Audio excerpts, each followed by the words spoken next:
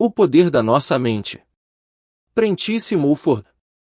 Cada pensamento é um tijolo com o qual construímos o nosso destino, para o bem ou para o mal. Os pensamentos moldam o nosso rosto e dão-lhe a sua expressão pessoal.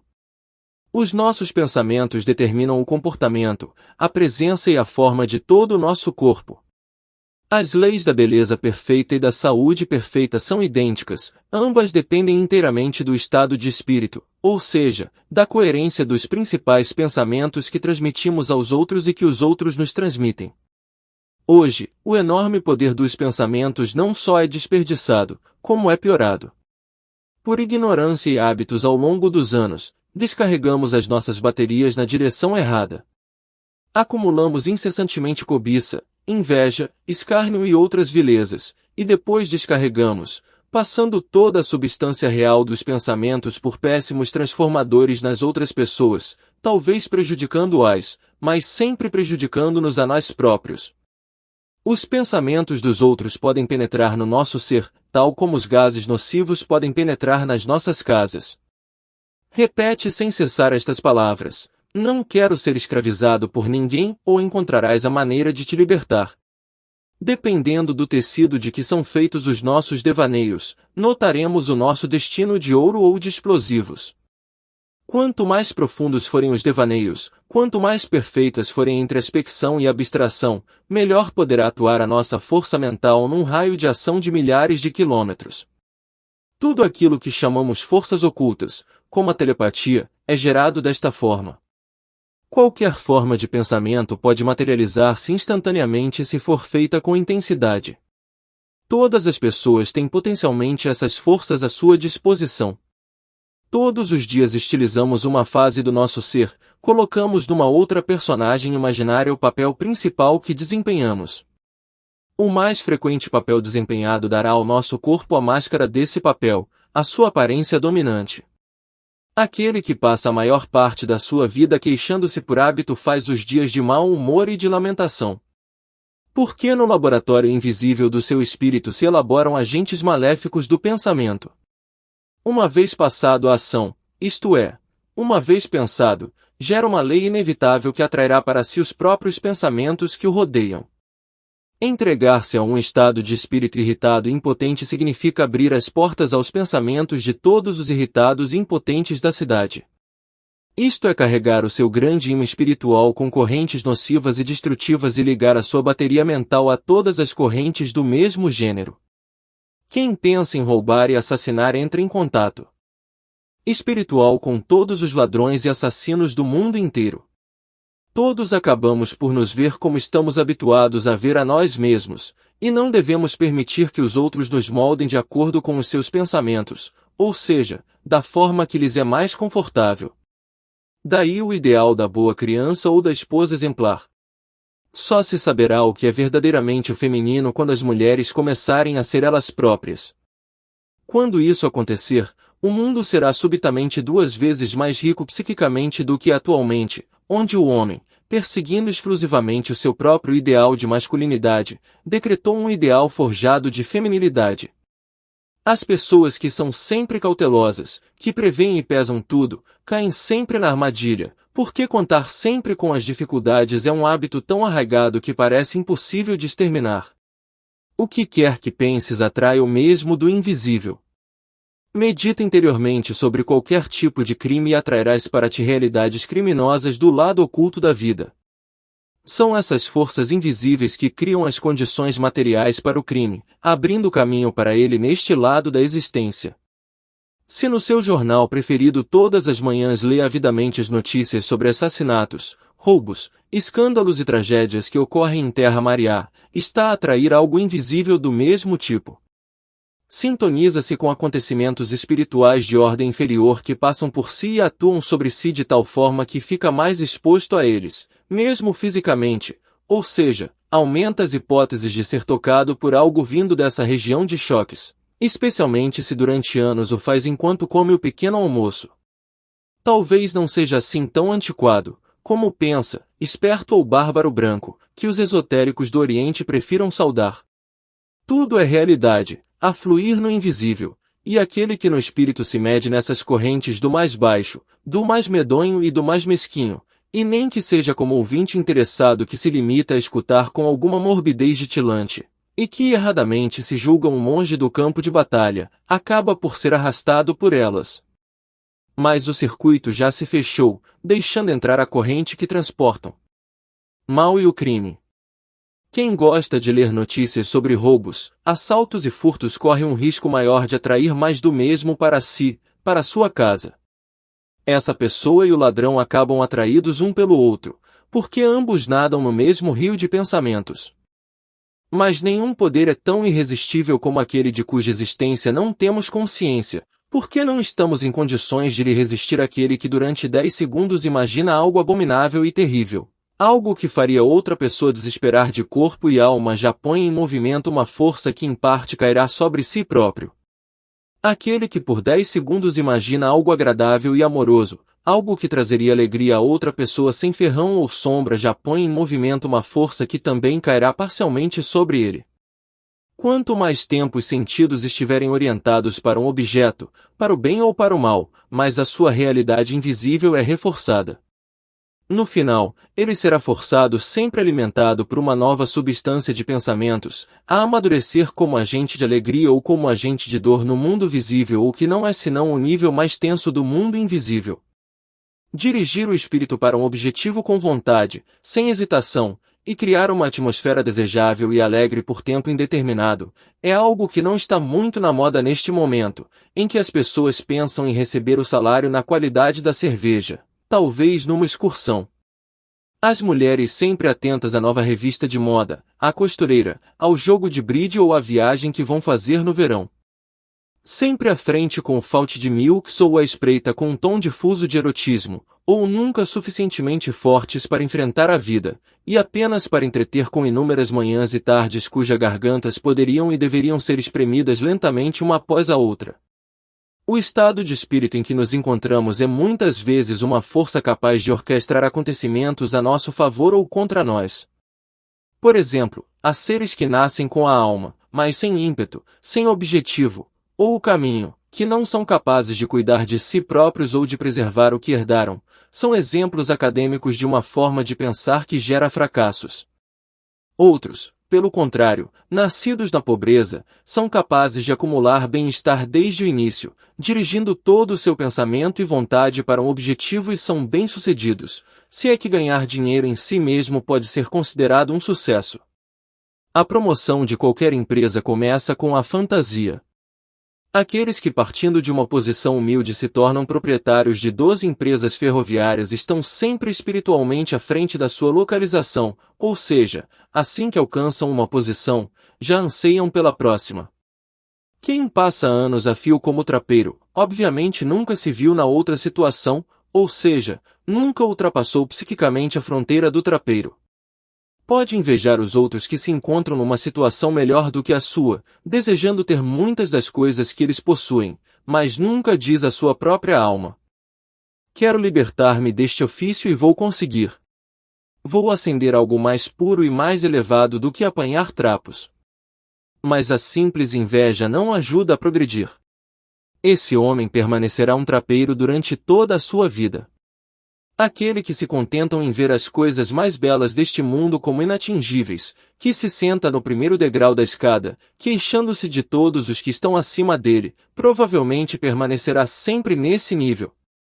Qualquer postura espiritual na qual permanecemos inertes por um determinado período de tempo nos direciona para coisas na vida que incentivam essa postura. Quem decidiu ter um negócio ou uma empresa, ou desenvolver uma invenção, molda algo a partir de elementos invisíveis, mas tão reais como qualquer máquina de ferro ou de madeira.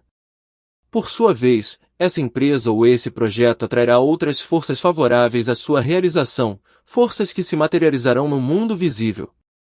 Mas aquele que tem um infortúnio, que vive com medo de encontrar um mal ou um acidente a qualquer momento, está construindo um mundo de pensamentos, atraindo uma força silenciosa que, segundo a lei da atração, reúne à sua volta elementos nocivos e destrutivos.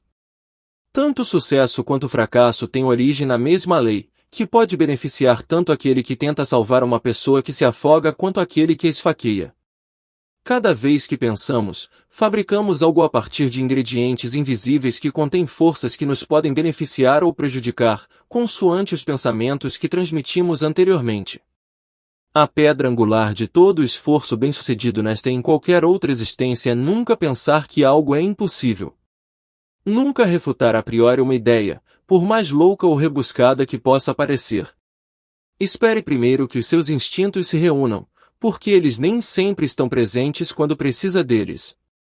Só então talvez apareça aquele fino orvalho da madrugada, de que só participaram aqueles que estão sentados na sala de espera do que está para vir. Mas esse milagre maior e mais puro, mesmo que fosse visível para o mundo inteiro, não duraria mais do que um piscar de olhos, pois passaria imediatamente sem obstáculos para o cérebro da humanidade. Quanto mais selvagem e fantástico for o pensamento, tanto mais tempo deve ser dado para que ele atue. Gritar o impossível ou só porque algo nos parece impossível significa esse mau hábito de desprezar as coisas por princípio. A consciência comporta-se como uma prisão cheia de portas que não deixam entrar no infinito.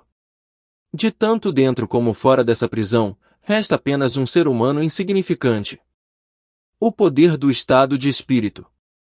O que quer que nos aconteça, a causa é sempre um estado de espírito ensaiado durante um longo período de tempo. Aquele que, com calma e sem hesitação, guarda seu coração e tem forte desejo de vencer, bebe sem hesitação do rio invisível.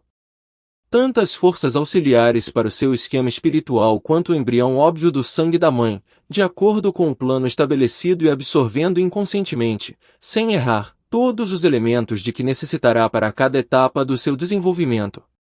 Para o bem-aventurado, é como uma placenta que alimenta as suas ações. É por isso que usamos a forma o si e as coisas só fazem-se por si próprias, ou a língua sabe há muito tempo e gramaticalmente todos nós usamos esta grande palavra criativa. Ou seja, o si na perfeição. Mas, infelizmente, não conseguimos pôr em prática. No entanto, forças auxiliares, isso significa, basicamente, que encontraremos sempre as pessoas certas para realizar os nossos planos. Nunca desperdice a sua energia a procurar estas forças auxiliares e seus ajudantes com os sentidos corporais. Deixe que o seu inconsciente se encarregue disso. Só tens de pôr à tua disposição um ambiente adequado. Por exemplo, uma mulher grávida deixa o embrião crescer tão naturalmente quanto possível e de acordo com as suas próprias leis secretas herdadas, que no final tornaram possível que o novo ser veja a luz. A mãe não tem outra coisa a fazer senão ter boas esperanças. O espírito comporta-se da mesma maneira durante a gestação de um plano. Pense-se recentemente visto, decidido, vai em frente. Não faz outra coisa senão pensar, não só com o cérebro e o coração, mas com cada movimento, cada célula. Isto acabará por gerar uma força que transportará qualquer ideia para a realidade, tão seguramente como a madrugada levanta a sua carga. As forças que nascem com o espírito no invisível continuam a atuar mesmo quando o corpo está inconsciente. Ao seu amado dará Deus no sono ou despertam e vislumbram todos os caminhos abertos e uma série de novos planos e métodos convergem para o objetivo amado. São precisamente estes novos planos que põem o corpo em movimento. Pois então ele não poderá ficar parado, e a gente vê como tudo se realizará. Agora chegou o momento de agir com a devida rapidez e certeza. Mas também pode acontecer que, antes de ter atingido a maturidade para agir, estar tão exausto de procurar as oportunidades certas, que lhe falte a frescura necessária para assimilar a ideia libertadora quando ela realmente aparece. Todo sucesso empresarial se baseia no fluxo contínuo de novos planos, pensamentos, combinações e ocorrências. Todos esses pensamentos e conversas sobre miséria, calamidades e crimes minam a capacidade de atrair coisas boas e é um método de roubar o dinheiro da carteira e a saúde do corpo. Quando nos rodeamos de coisas boas e saudáveis, o bem-estar pode crescer quase sem limites, e se não for na realidade, pelo menos na fantasia, em direção a um mundo cheio de animais, florestas e mares, jovens e livres. Quem não tiver a sorte de ter cães e pássaros como amigos vivos, que pelo menos sonhe com eles. Quem se sentir oprimido e fraco e não puder sair da cidade, Que se atire com seu espírito às tempestades ou visite um circo e experimente em primeira mão aquilo de que são capazes os belos cavalos, os ágeis acrobatas e os palhaços, e observe como, nesta atmosfera de diversidade psíquica, as preocupações do público são inconscientemente aquilo que chamamos aqui de força motriz do humor. Ou seja, não há o desejo de objetos materiais, porque o desejo é sempre acompanhado de impaciência e sofrimento, e a impaciência tira o que se deseja, ou pelo menos atrasa a sua chegada. Quando se pensa, agora mesmo e aqui, quero. Estou farto desta eterna espera. Agora ou nunca, estás no caminho errado. Desperdiça as suas forças em disputas e discussões porque a coisa desejada não chegou até si, e não concentra sua força no próprio desejo, onde ele tem de atuar, mas na inexistência da coisa desejada, reforçando assim a sua inexistência. Nunca vai demasiado longe no desejo, e não deixes que um desejo te parta o coração. Seria como se alguém com raiva destruísse o seu carro porque ficou preso na lama. O melhor é usar a força para tirar o carro da lama. No entanto, aquele que conseguiu evitar a destruição do berço do seu desejo deve ter cuidado para não cometer outro erro, por mais compreensível que pareça.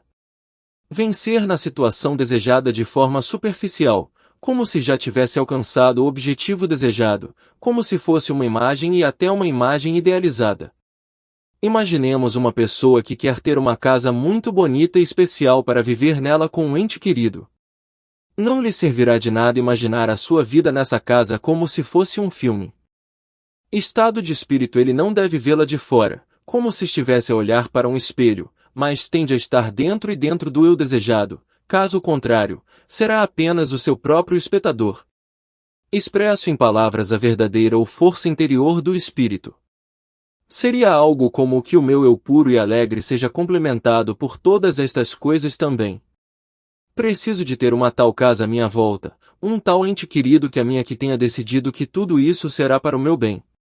Tente ser um estado que vem do coração, totalmente positivo, e ao mesmo tempo doce, falaremos e determinado, nunca acompanhado de dúvida, irritação ou impaciência. Para manter este estado de espírito correto, não é necessário nem aconselhável ter sempre em mente a coisa desejada. A única coisa capaz de atrair o sucesso, a beleza e a alegria é o nosso estado de espírito habitual, e não o pensamento contínuo da coisa que desejamos. Se fores capaz de ancorar este estado de espírito no teu coração e disseres a ti próprio interior e calmamente, vou viajar. Verei os mais belos países tropicais, ou então pode esquecer tranquilamente esse desejo durante algum tempo, entreter-se com outras coisas e preparar os seus desejos noutros campos, sem atrasar em nada a força que o levará a fazer essa viagem. Sempre que esse desejo de visitar países exóticos realizar, nada influencia mais o êxito ou fracasso de um desejo do que o nosso estado de espírito predominante, mais do que o trabalho, a inteligência, a perspicácia ou a aplicação. Cada espírito é uma soma de substância psíquica recolhida no abismo infinito do tempo, construída a partir das experiências e memórias de inúmeros corpos. Esta substância psíquica atua como um ímã, tem a capacidade de atrair pensamentos e trabalho, tal como qualquer peça de ferro pode ser magnetizada por contato. Qualquer pessoa, mesmo sem talento, pode atrair forças espirituais para si, tornando-se assim espiritualmente criativa. As correntes às quais uma pessoa se abre determinam a qualidade da sua carga espiritual. Se a pessoa emana determinação, esperança, alegria, força, fortaleza, justiça, paciência, ordem e precisão, acabará por atrair mais destes elementos de pensamento presentes no ambiente do que os elementos que já fazem parte do seu campo de sucesso. Cria-se um turbilhão magnético que levará forças do mesmo signo cada vez mais depressa em direção ao centro, porque os próprios elementos estão agora no espaço e atraem outros elementos com o mesmo pensamento para os corpos que encontraremos no futuro, cuja função é favorecermos ou destruirmos. São estes elementos com os quais os nossos fluidos já se misturaram muito antes quando ainda estavam longe do corpo. Qual é o sentido da vida?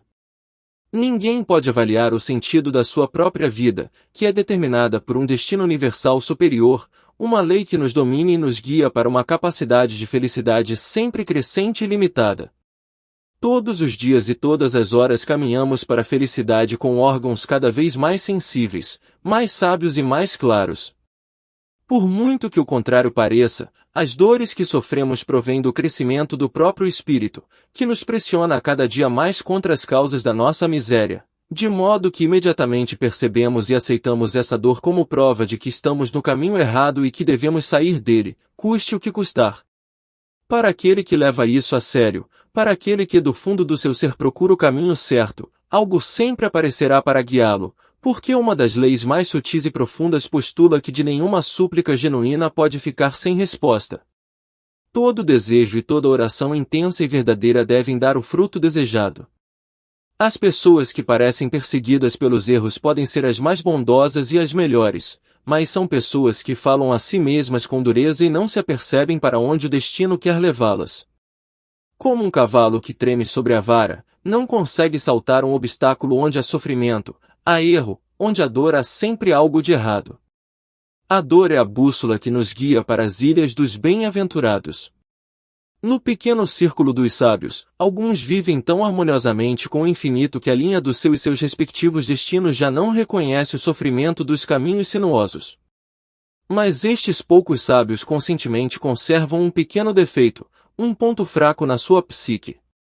Ter uma bússola terrestre capaz de medir os mais pequenos desvios da verdade, cuja agulha reage ao mais pequeno erro com o corpo. Cada desejo pensado ou expresso aproxima-nos do desejado com uma intensidade diretamente proporcional. Partilhamos os nossos momentos mais íntimos quando nos deixamos ir ou quando estamos num estado passivo.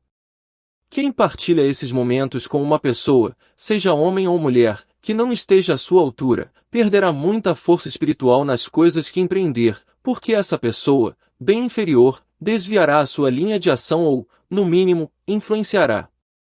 Portanto, muito dependerá da pessoa com quem partilhamos a nossa intimidade. Essas pessoas têm elementos que, para nós, podem significar vida ou morte, coragem ou covardia, segurança ou insegurança. Uma soma de tirania inconsciente emana dos laços de parentesco.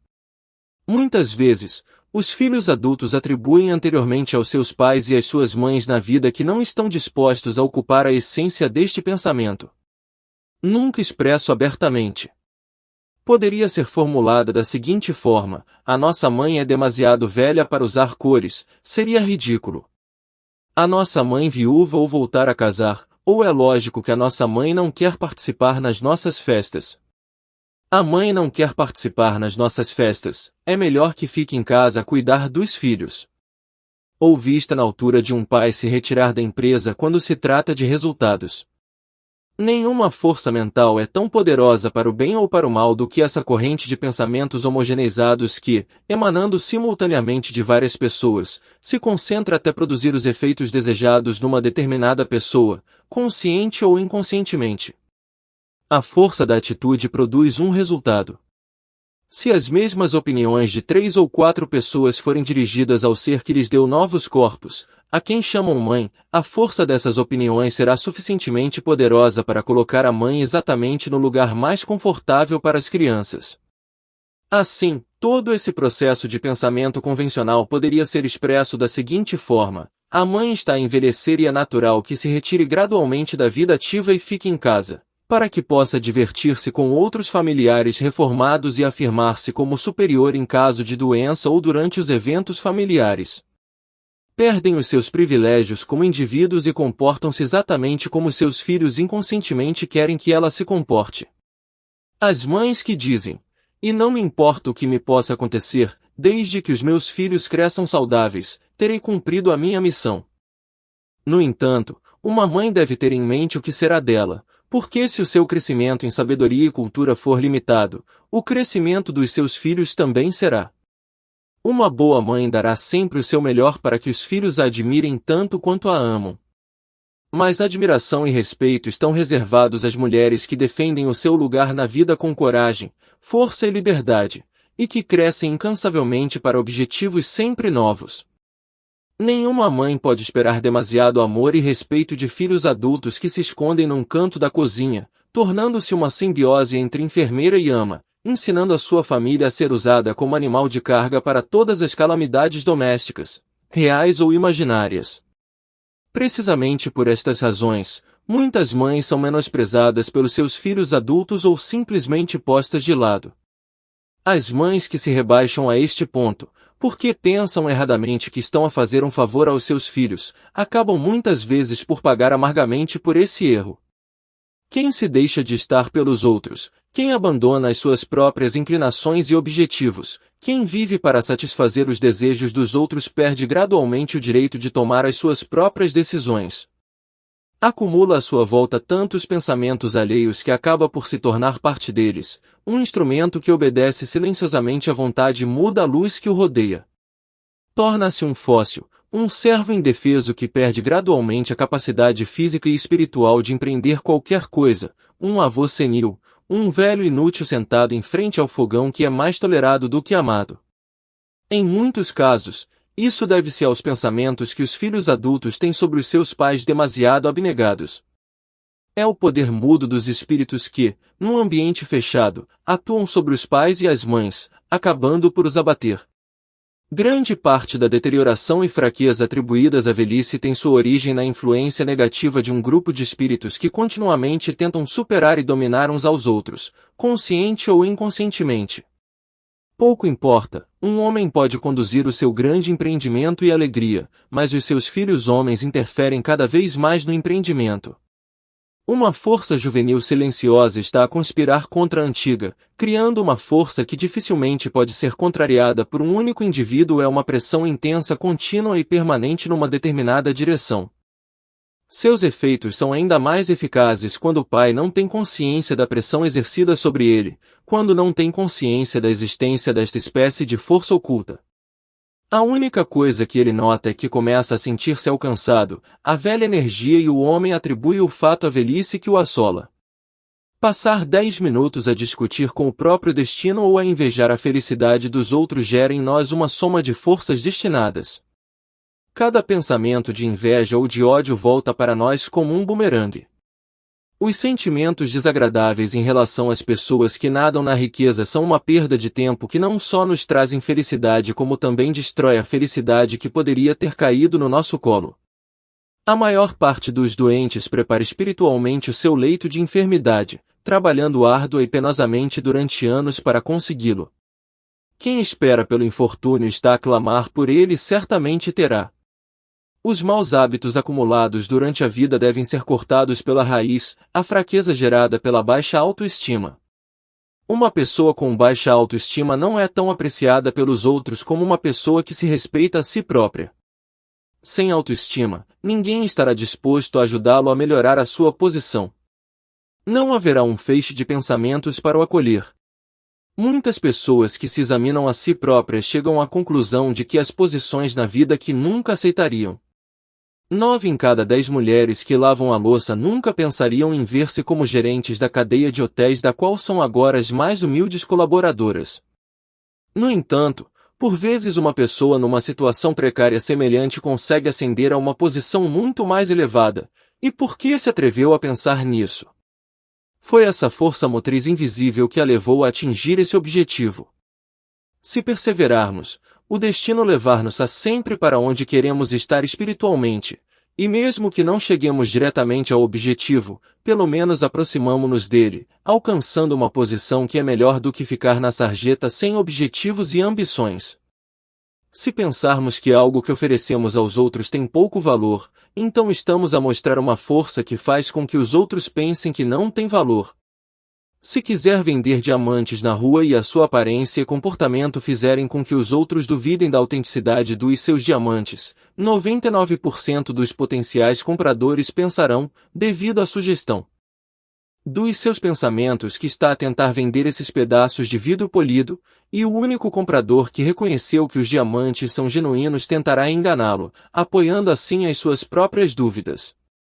Não se dobrem. Nunca se sintam rebaixados na presença de ninguém, caso contrário, derramarás no teu estado de espírito uma torrente de dependência escravizante em qualquer acontecimento indigno. Deveis admirar e honrar o talento dos outros, mas sempre de rei para rei, com o desejo puro e profundo de que o mesmo talento seja despertado e nasça em vós. Ensinem os vossos filhos a nunca pensar que não valem nada. Se eles se habituarem a não ter autoestima, os outros também se habituarão a vê-los como seres inferiores, agora como crianças e mais tarde como adultos. Não há nada mais prejudicial para o indivíduo do que rebaixar-se, e muitas crianças começam a vida enfraquecidas pelo peso da crítica eterna. Ensinem os vossos filhos a sonhar, acreditar e a ter esperança de que serão bem-sucedidos, porque a esperança repetida de sucesso cria os motivos certos, os meios certos e o caminho certo para o alcançar. Porque ter de suportar a injustiça é ainda mais condenável do que cometê-la.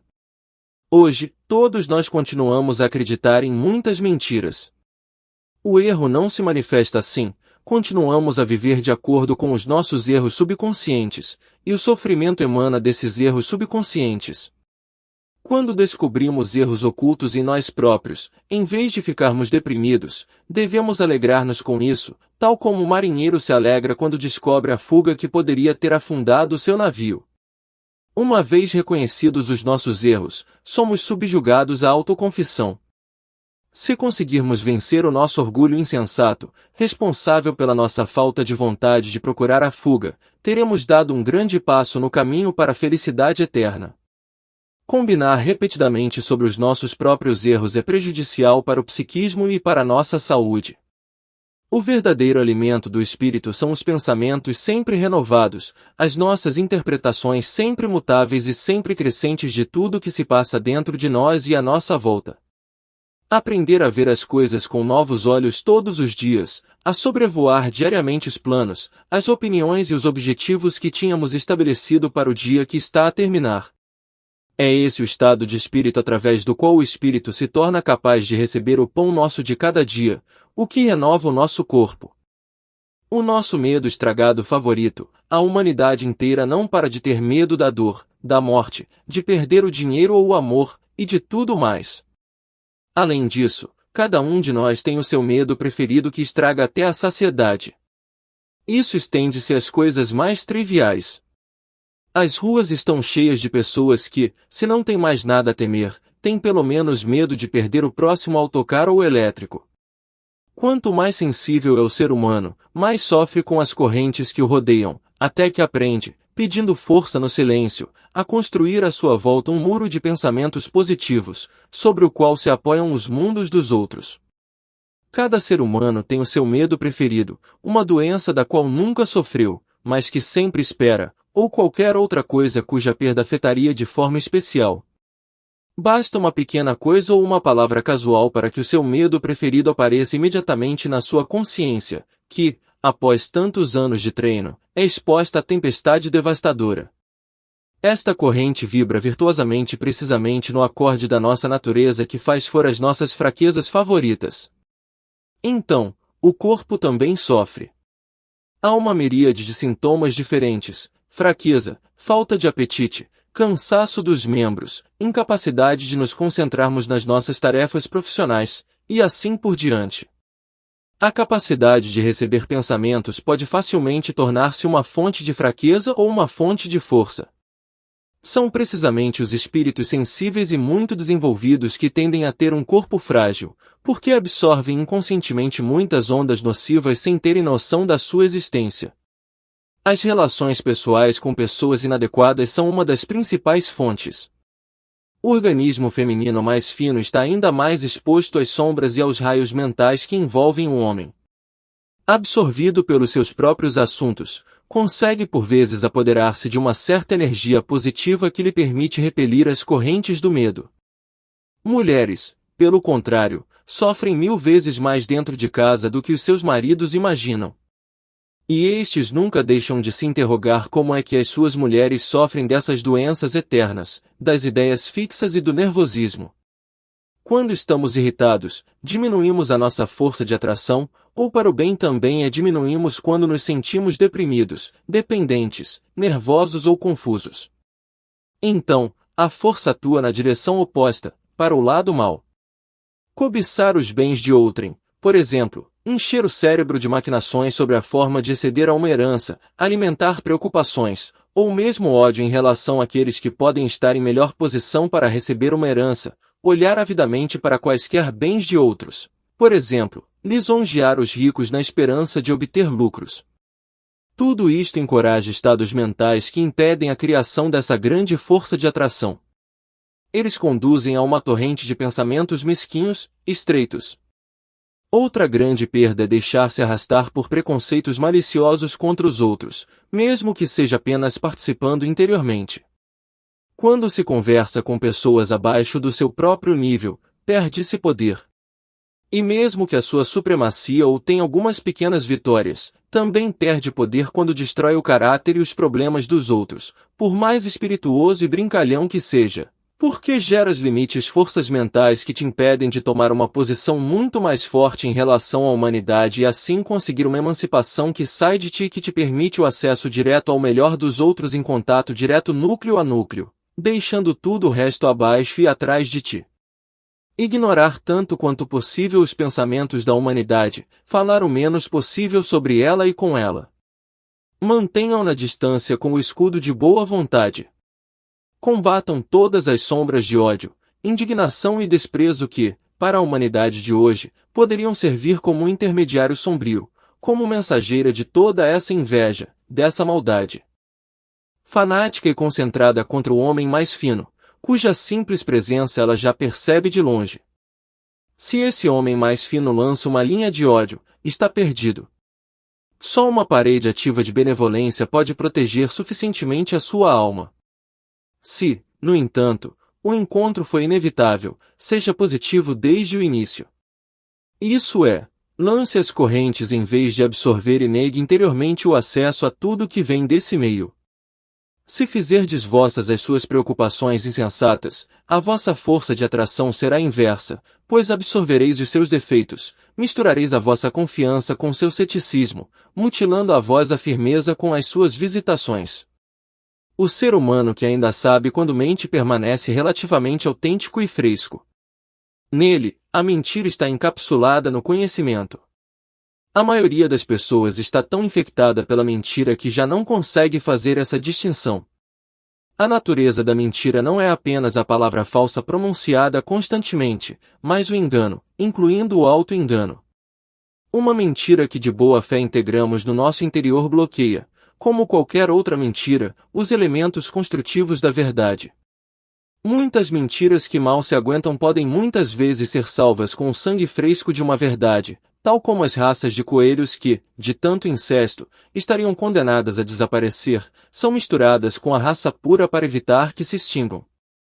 Mas as piores mentiras são as meias-verdades. Por exemplo, receber alguém em nossa casa quando na realidade queremos que ele vá para o inferno, quando sorrimos sem ter a mínima vontade de fazer, ou quando fingimos que nos preocupamos com o bem-estar de alguém só porque ele tem dinheiro, na esperança de obter lucro, ou quando nos tornamos membros de uma religião ou associação por snobismo, comercialismo ou prestígio, ou quando da tribuna ou do púlpito anunciamos coisas em que acreditamos pela metade, ou quando dizemos um meio sim quando queremos dizer um rotundo não.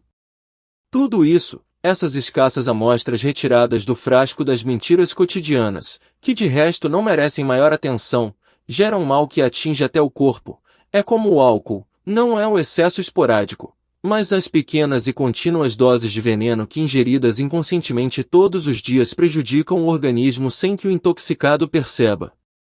Uma vez saturado, o corpo já não é capaz de eliminar o veneno e pode adoecer e sucumbir. Isso ocorre porque as mentiras não duram, é preciso que o tecido de que são feitas se deteriore para que o espírito possa encontrar um instrumento adequado para atingir o seu objetivo. Em uma palavra novamente, uma encarnação falhada. O que nos aparece como mal e decadente não é senão a consciência infinita abandonando uma posição que se tornou insustentável. A segunda grande desvantagem da mentira é o fato de nos fazer entrar no círculo de todos os outros mentirosos, em quem, devido a um parentesco interior, somos muito mais propensos a acreditar do que em uma pessoa honesta.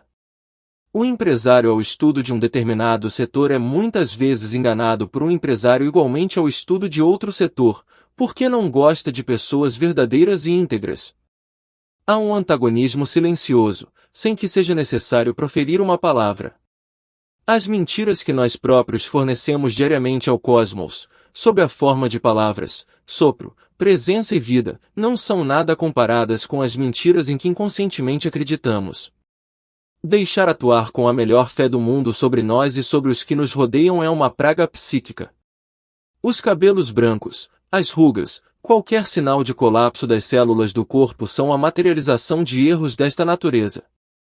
São um sinal de que ideias errôneas se instalaram temporariamente na consciência. O fato de hoje em dia alguém ter que perguntar ao médico o que deve comer, quando este sabe tão pouco sobre o assunto quanto o doente, é uma alienação dos instintos.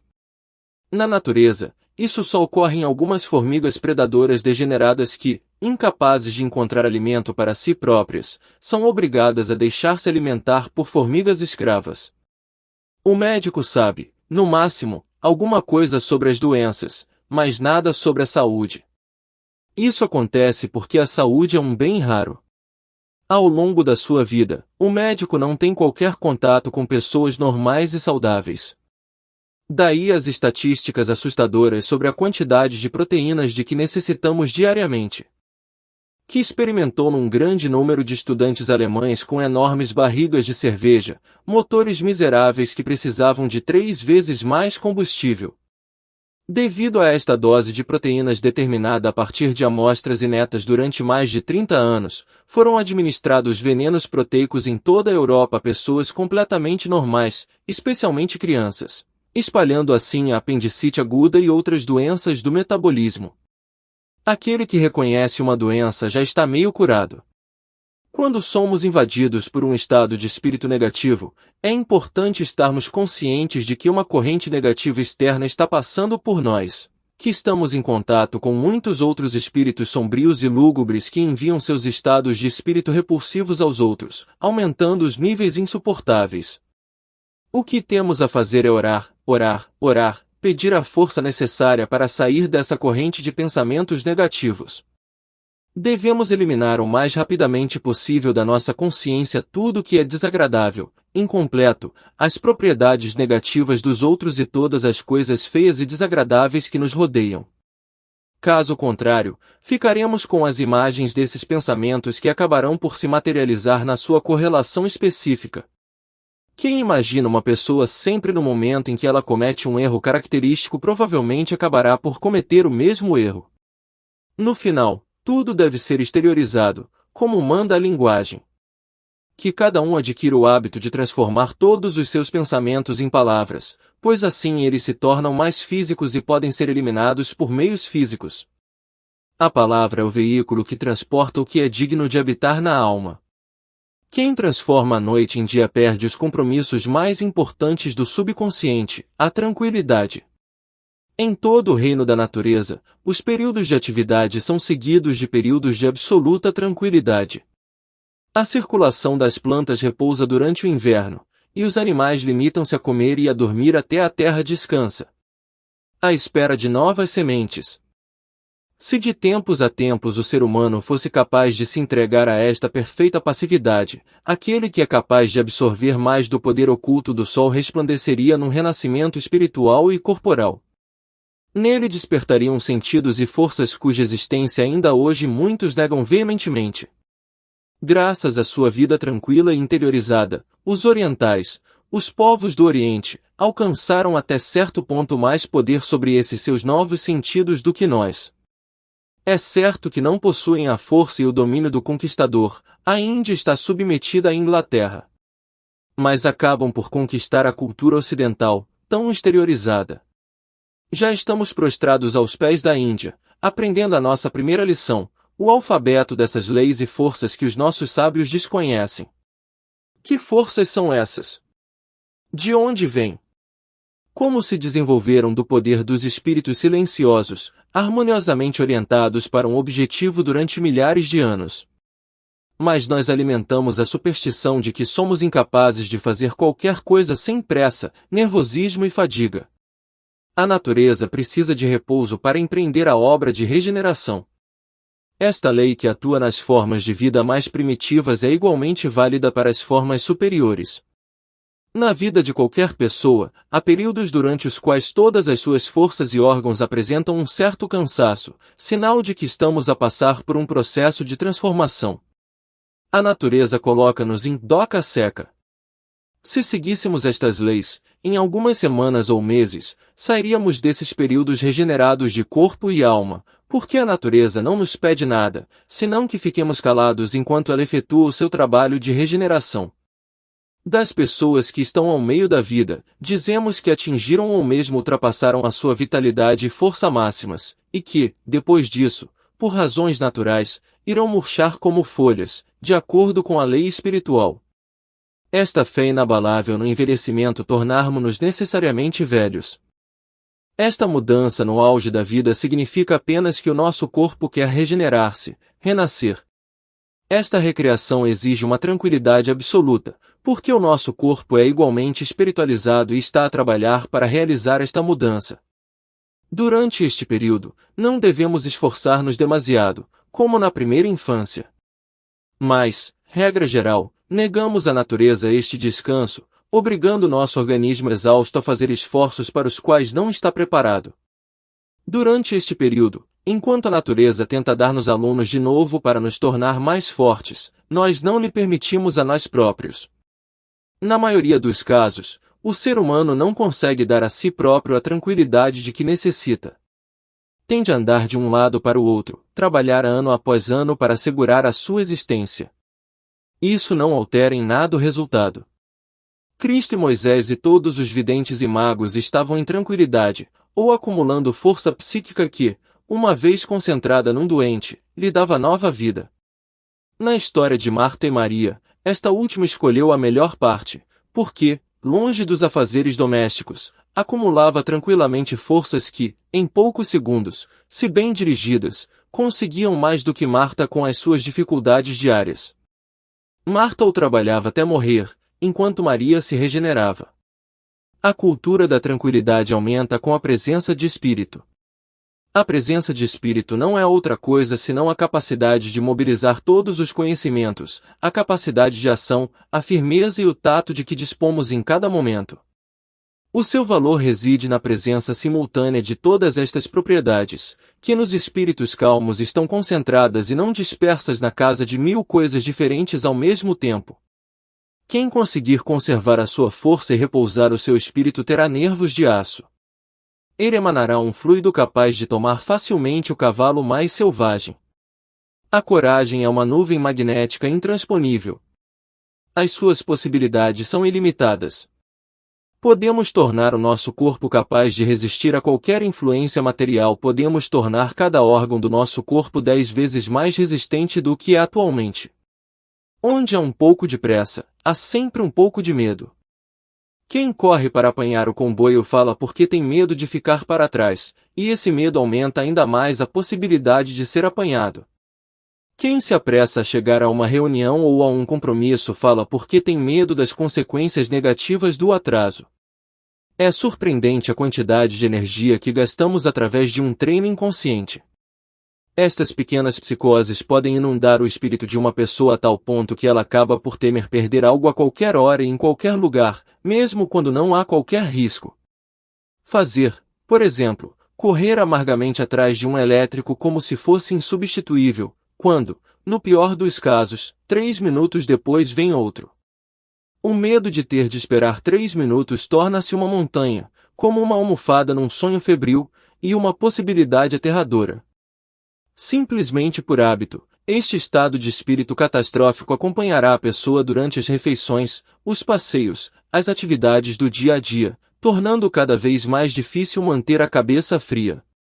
A emoção que está na base de todo esse estado de espírito e comportamento não é outra senão o medo.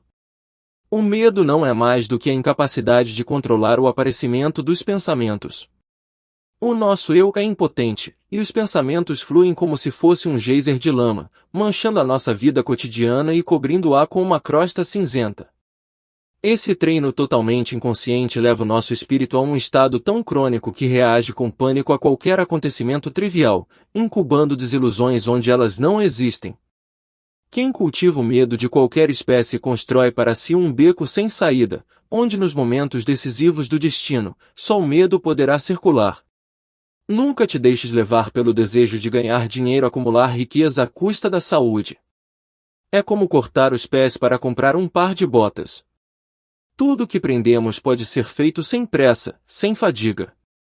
Se te sentes atormentado, é sinal de que algo está errado na tua atividade.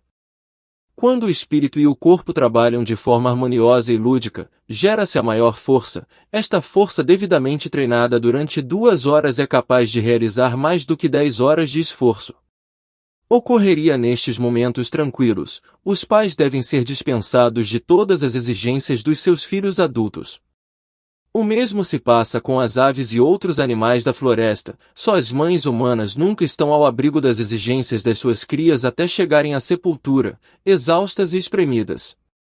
Mas elas deveriam ser livres, deveriam voltar a ser como eram quando eram donzelas antes de se tornarem mães.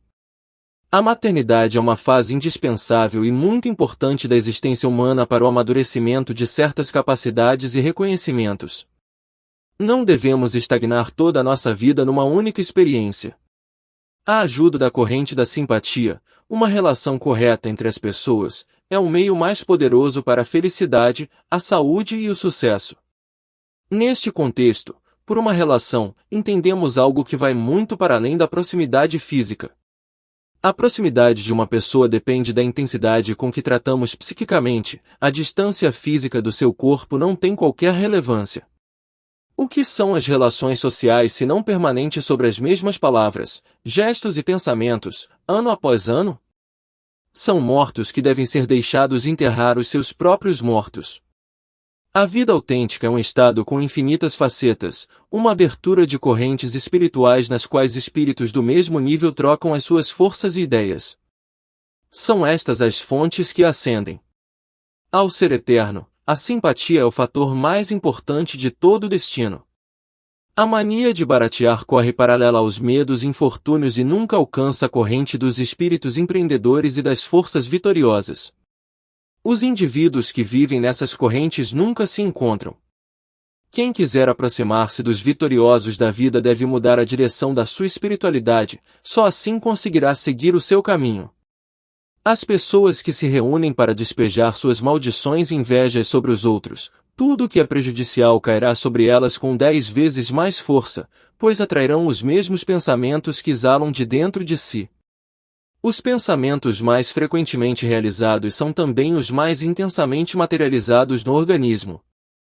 Absorvemos os erros e as imperfeições dos outros porque estamos psicologicamente ocupados com eles. No alvoroço e no regozijo com as imperfeições alheias, há um pouco de incenso e êxtase, algo como champanhe, mas no fim de contas, este tipo de divertimento tem um preço elevado.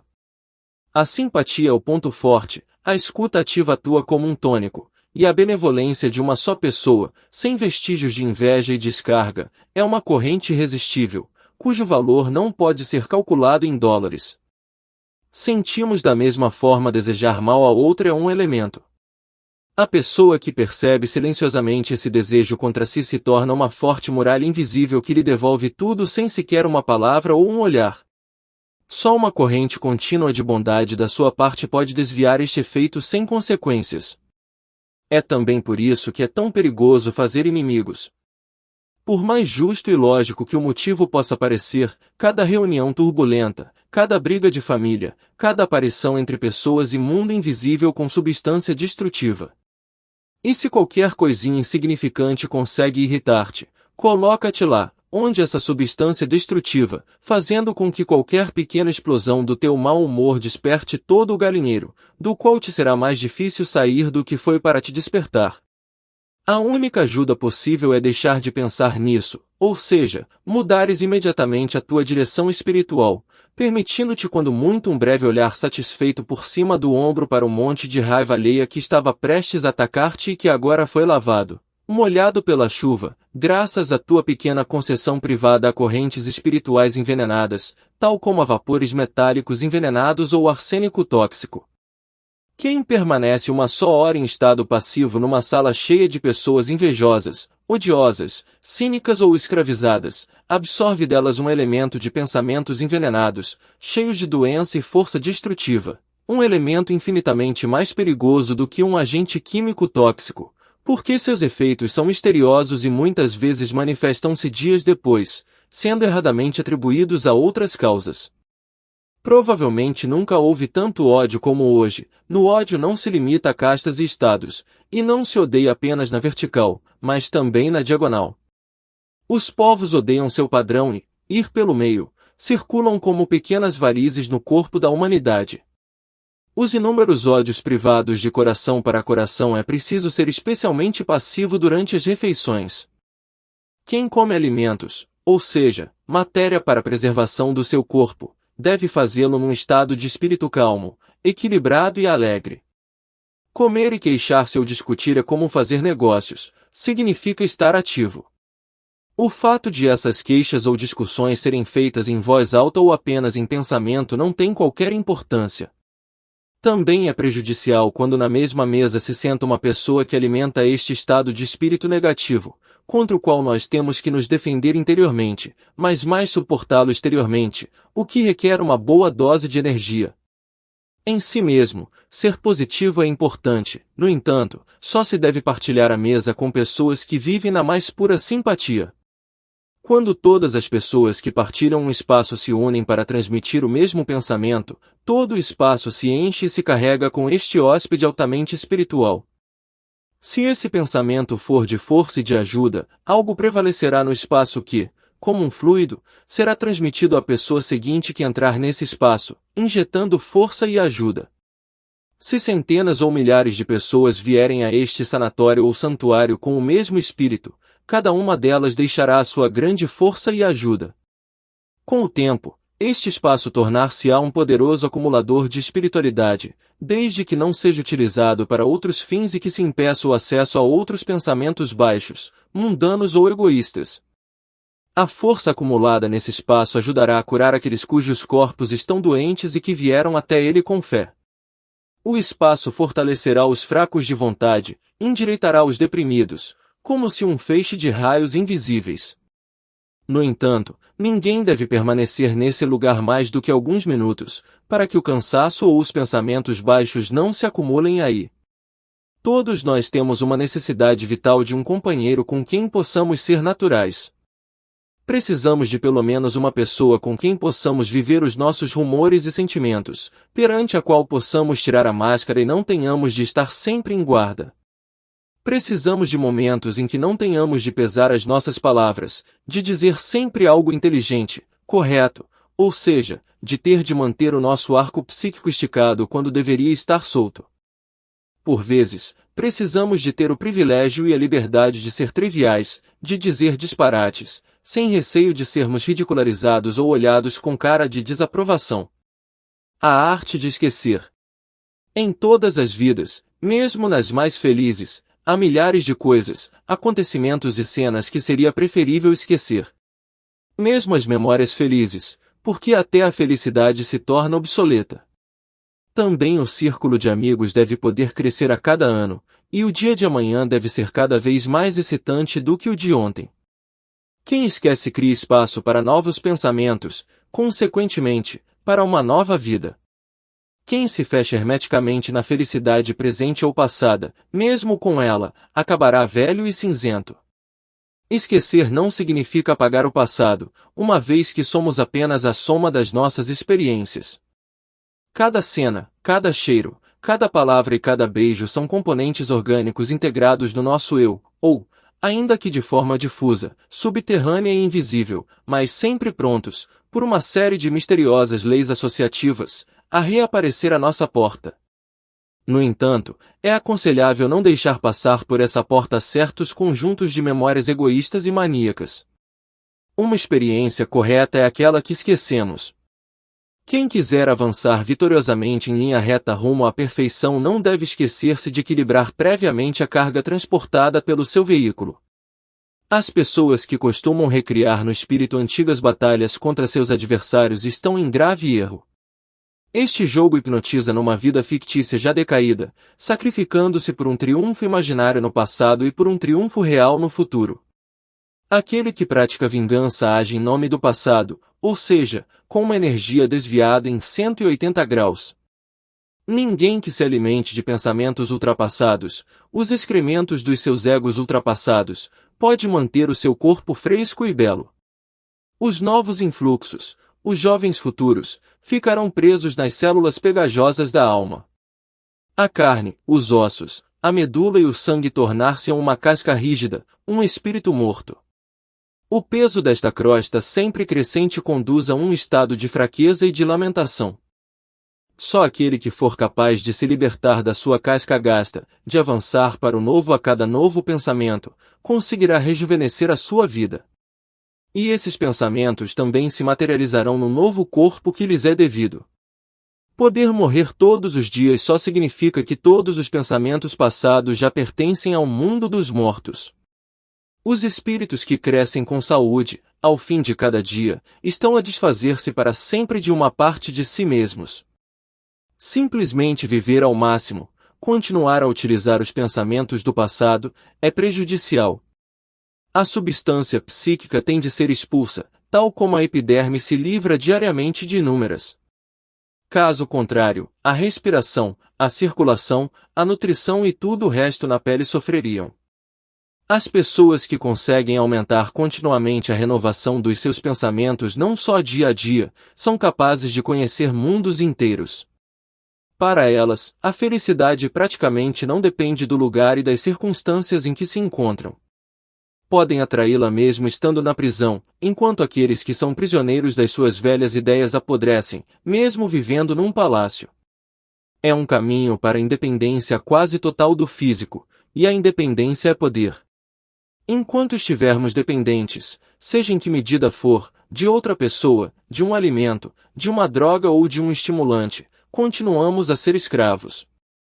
A única libertação das prisões da miséria material e espiritual é a capacidade de criar novos pensamentos a toda hora. Mas mesmo as ideias mais vivas, alegres e fecundas têm de desaparecer temporariamente da nossa memória. Para que o empreendimento, um estudo ou uma habilidade sejam tão bem-sucedidos quanto possível, é necessário que todos os dias, a uma certa hora, esqueçamos completamente o empreendimento, a ciência ou a arte que nos ocupa. Caso contrário, confundiremos o caminho com o objetivo, concentrando-nos no primeiro, o que nunca deve acontecer, porque nesse caminho em direção a um êxito maior e mais duradouro pode haver um grupo silencioso de ajudantes invisíveis que vêm mais além, e estão um passo e uma ação à nossa frente, porque por esse caminho misterioso e cheio de surpresas, estamos cegos e entramos maniacamente num beco sem saída. Por vezes parece-nos que não estamos avançando, mas a verdade é que as circunstâncias estão apenas à espera que o nosso conhecimento se torne suficientemente. Quem pretende algo com grande e valioso objetivo e, depois de ter feito tudo o que estava ao seu alcance, ainda se depara com obstáculos e contratempos incompreensíveis, deve parar imediatamente de fazer qualquer coisa que valha industrialmente. É preferível pedir insistentemente ao seu espírito que deixe de se preocupar com o assunto e que confie exclusivamente na força misteriosa, secreta que se esconde por detrás de todas as coisas verdadeiras. Que durma como sozinho e que se divirta. E divertir-se se ele tem consciência de ter feito tudo o que estava ao seu alcance, que se desligue e deixe de fazer nada. O espírito e o estado de espírito dominante tornam-nos desagradáveis ou agradáveis, atraentes ou repulsivos para os outros e, sobretudo, para nós próprios. Moldam os nossos gestos, os nossos maneirismos e o nosso andar. O mais pequeno tremor de um músculo deve ser um certo estado de espírito ou de pensamento. Um espírito que possui determinação caminha sempre com passos determinados, enquanto os espíritos inseguros se baralham e cambaleiam. A determinação de todos os músculos é revigorante e enche de um fluido maravilhoso, sobretudo quando se dirige a um objetivo proveitoso, não só para nós, mas também para os outros. O egoísmo que integra em suas obras o bem-estar dos outros é um egoísmo sábio, pois no espírito todos formamos uma unidade, na qual outras correntes revigorantes e vivificantes fluem, fomentando o que é bom para muitos. Nestas correntes revigorantes e vivificantes, vindas do invisível, em todo lado, o nosso pequeno barco ego também navega em direção à sua própria realização. Somos todos membros de um grande corpo, infinitos invisíveis percorrem o espaço de ser para ser, cada pensamento perverso é uma pulsação que percorre miríades de seres. Mas para promover os fecundos processos de interligação de pensamentos entre nós e o outro, é preciso preservá-los de forma que estejam sempre frescos e quimicamente eficazes. E isso só se consegue com a arte de esquecer, o que não é outra coisa senão a capacidade de evacuar corretamente as substâncias consumidas ou decompostas. Aprender a esquecer algo é tão importante como aprender a lembrar-se de algo. No início faz-nos muitas vezes ver as coisas como eram há 50 anos. Os acontecimentos e as pessoas despertam sempre em nós as mesmas associações de ideias. É por isso que a mesma história é repetida centenas de vezes. Um cérebro assim não consegue alimentar-se de novas ideias porque tenta viver no passado. A decadência e a morte são as consequências. Gradualmente, o espírito perde o poder sobre o organismo, a memória e os sentidos começam a enfraquecer, os membros tremem, a carne seca, sintomas de que o psiquismo, por falta do ócio cotidiano, ou seja, de novos pensamentos, está a perder o seu domínio sobre o corpo. Para viver realmente, para aumentar a nossa força espiritual e física com a idade, para atravessar cada fase da nossa existência com encanto crescente, para vencer o nosso último grande adversário, a morte, é necessário manter em curso o processo de evacuação dos pensamentos antigos. O tédio é uma doença. Não sabermos o que fazer conosco, sentarmos e voltarmos a inalar continuamente os excrementos dos nossos pensamentos até que tudo pareça estar consumido e achatado de tanto envenenamento. Tentar matar o tempo é tentar matar a vida. Quem consegue perde temporariamente a ligação com a grande fonte, o contato com a consciência infinita. Esta é a pior doença que existe. Ela guarda o sucesso com paz de espírito. Quem estiver disposto a assumir a responsabilidade terá sucesso. Aquele que não estiver disposto a fazê-lo será um peão mal pago daquele que tem a coragem de fazer. Atrever-se, mesmo que seja apenas em fantasia, a dirigir uma grande empresa e movimentar grandes somas de dinheiro, pousar em silêncio numa pequena câmara do seu espírito, impedirá que alguém traga de si. Ver-se sempre no fundo da escada é demasiado barato. Praticar a arte da espera, esperar o sucesso com tranquilidade, é o método mais eficaz e frutuoso do mundo. Para inverter a força dos seus pensamentos, temer os infortúnios, prever os obstáculos, obcecar-se com as dificuldades possíveis é o caminho mais seguro para a ruína e pobreza. A responsabilidade não implica necessariamente preocupação, cólera, inquietação ou irritabilidade. A cultura do espírito que nos ensina a não nos preocuparmos com as coisas que ainda não aconteceram não nos permite ter pensamentos de responsabilidade até o momento em que sejam necessários ou úteis. Devemos falar frequentemente dos nossos grandes e importantes projetos, mas apenas com pessoas que tenham interesses e objetivos semelhantes. Estas conversas devem ser repetidas com alguma regularidade, de preferência na mesma hora e no mesmo local, ou seja, não em qualquer lugar, num restaurante, na rua ou no comboio, porque perdem força e revelam segredos, mesmo quando não há nenhum bisbilhoteiro por perto. Como diz o provérbio, as paredes têm ouvidos. Em locais com muita gente, em qualquer sala que não é mãe psíquica, há sempre um agente ou invisível ocupado, ladrão e estudioso, pronto a roubar segredos para vender ou a um cérebro estrangeiro. Quando se reserva uma sala exclusivamente para essas conversas íntimas, que devem ser sempre amistosas e agradáveis, e se essa sala também for utilizada para esse fim durante muito tempo, dirá-se que há uma atmosfera de pensamentos vantajosa para os planos pretendidos. Esta atmosfera positiva irá crescer com o tempo, de modo que, nesta sala, as ideias surgirão mais facilmente e rapidamente do que em qualquer outro lugar. Tornar-se-á um local de inspiração aberto aos impulsos do espírito. No entanto, se numa tal sala houver uma discussão furiosa, ou se uma das pessoas presentes estiver anteriormente agitada, gera-se nessa sala uma força que é prejudicial a todas as coisas da vida e que irá se espalhar em todas as direções. Saber guardar um segredo aumenta consideravelmente a sua força de atração. As paredes têm ouvidos. Durante muito tempo, os seus segredos escapam para o éter, dando origem a rumores, ou mesmo quando não há ninguém por perto. Se quer realmente guardar um segredo, esqueça-o, deixe-o desfalecer-se na sua consciência e só se lembre dele quando for absolutamente inevitável. E não brinque com ele, nem mesmo nos seus pensamentos, porque o que quer que pense, você o executa. Coloca-o no tempo, numa substância acessível a todo mundo, a partir da qual poderia chegar a um cérebro estrangeiro sob a forma de um pressentimento ou de uma suspeita volátil, que graças à sua repetição contínua acaba por amadurecer até se tornar uma certeza absoluta. Um exemplo. Várias pessoas afirmam com insistência que duas pessoas tiveram relações sexuais muito antes de estas terem tido lugar. Todos os grandes sucessos foram mantidos em segredo, caso contrário teriam despertado a inveja, consciente ou inconsciente, que, uma vez vislumbrada a direção, emprega as suas forças para o impedir. Milhares de pessoas tiveram a sua sorte interrompida por ou falarem abertamente, ou no momento ou local inoportuno. Se não sabe como proceder numa determinada situação, empresa ou negócio, espere. Deixe de pensar no assunto. Isso só reforçará a sua vontade e o seu objetivo.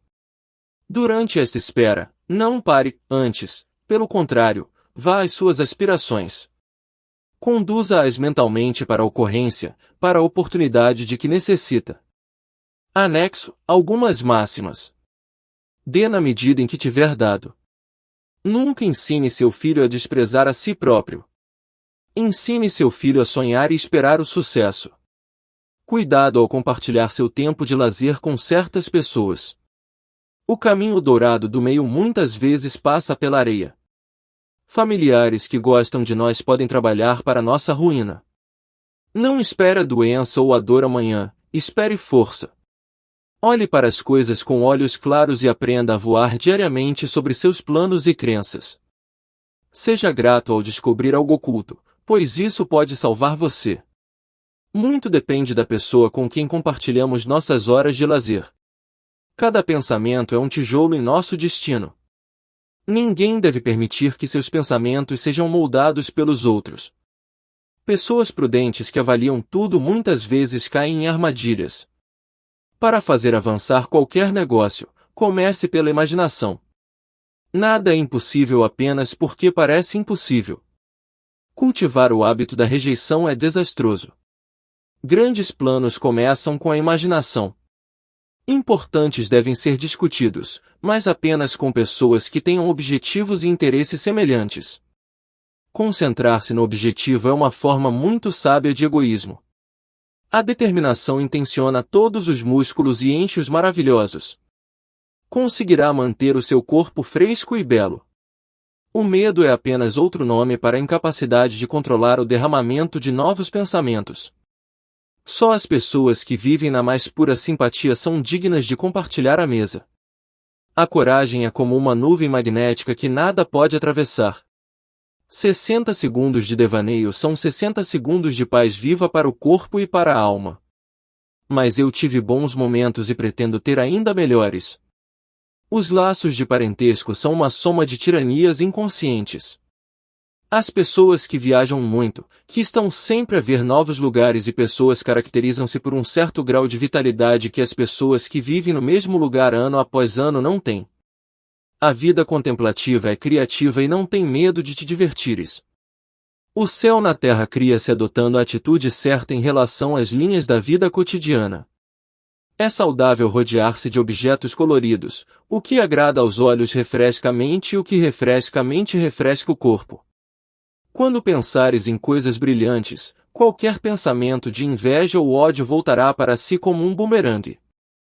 E não se esqueça de deixar o seu like, se inscrever no canal e ativar o sininho das notificações. Obrigado.